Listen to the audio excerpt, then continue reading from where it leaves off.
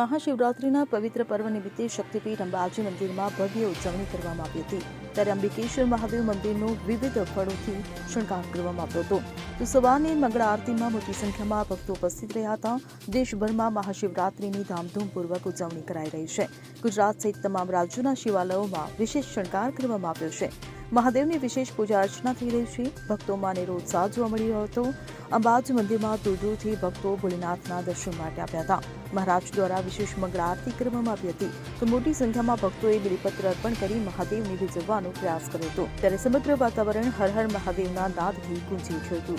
Bureau report CN24 news. હવે જુઓ દેશ દુનિયાની તમામ ખબરો તમારી આંગળીના ટેરવે।